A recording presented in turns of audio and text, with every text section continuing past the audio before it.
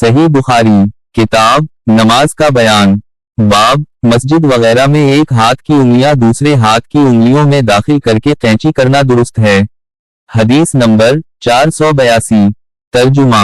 हमसे इसहाक बिन मंसूर ने बयान किया, कहा हमसे निज़िर बिन शमील ने, इन्होंने कहा कि हमें अब्दुल्लाह इब्न औन ने खबर दी, इन्होंने मोहम्मद बिन सैरीन से, इन्होंने अबू हरीरा रिज से, इन्होंने कहा कि रसूल अल्लाह सल्लल्लाहु अलैहि वसल्लम ने हमें दोपहर के बाद की दो नमाजों में से कोई नमाज पढ़ाई, ज़हर या असर की। इब्न सैरीन ने कहा कि अबू हरीरा रिज ने इसका नाम तो लिया था, लेकिन मैं भूल गया।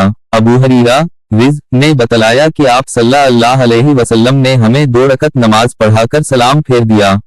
इसके बाद एक लकड़ी की लाठी से जो मस्जिद में रखी हुई थी आप सल्लल्लाहु अलैहि वसल्लम टेक लगाकर खड़े हो गए।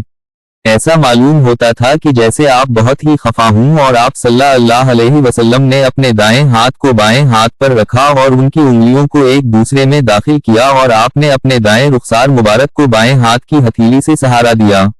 जो लोग नमाज पढ़कर जल्दी निकल जाया करते थे वो मस्जिद के दरवाजों से पार हो गए। फिर लोग कहने लगे कि क्या नमाज कम कर दी गई है।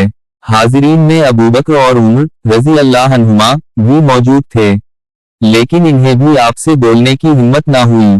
इन्हें में एक शख्स थे जिनके हाथ लंबे थे और इन्हें ज़ौलीदीन कहा जाता था। इन्होंने पूछा, या रसूल अल्लाह, क्या आप सल्लल्लाहु अलैहि वसल्लम भूल गए या नमाज कम कर दी गई है?